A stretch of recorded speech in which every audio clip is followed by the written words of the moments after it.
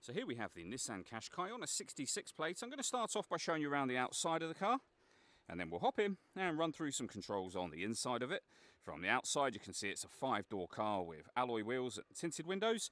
We're going to start off inside the boot area first of all. As we approach the back of the car you can see we have reversing sensors. Plenty of boot space as well, along with that 60/40 split folding rear seat should you wish to increase this space even further. Plus, this section will open up. You can remove either of these trays and use them to divide the boot up as well. Okay, so we're just going to work our way back around to the front of the car and then we'll hop in and run through the controls on the inside as I mentioned. Now that we've done a full circle of it though, you can see that for its age particularly, it's in really nice condition the whole way round. Just briefly before we climb in, I think it's well worth seeing the interior from this exterior point of view. There's plenty to run through on the dashboard, so let's hop in and we'll do that now.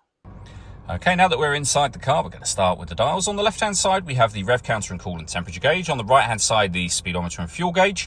In the centre, you can see, firstly, the total miles for this car. They are 55,538. Above that, we have a digital readout for the speedometer. You can change the information displayed there using buttons on the steering wheel for various bits of trip computer, fuel economy information, and other menus. And that is done using this button just here.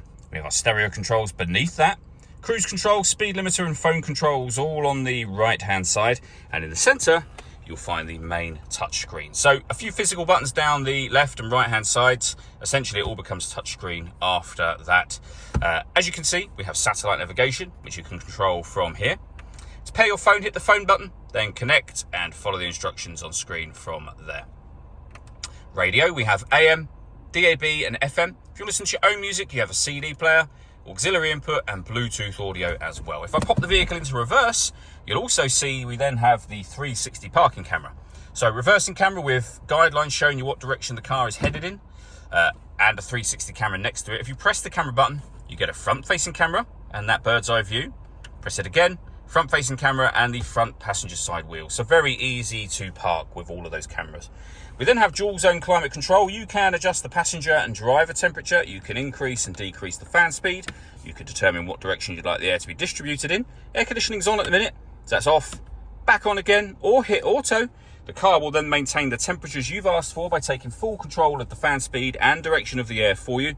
You can manually override that at any time you wish to. You see auto has now gone off.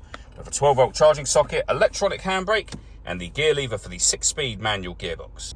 The last thing I wanted to mention is the panoramic glass roof. We have a sun blind. You can stop at any point you wish to. If you keep your finger on the button, that will open all the way to the back of the rear seats. The glass section itself is fixed in position, but as you can see, that lets in a huge amount of extra light to the cabin area. All that leaves me to say is thank you for taking the time to watch this video. If you'd like to come and see the car for yourself and have a test drive, please feel free to give us a call here at Surrey Specialist Cars. We'd love to hear from you soon.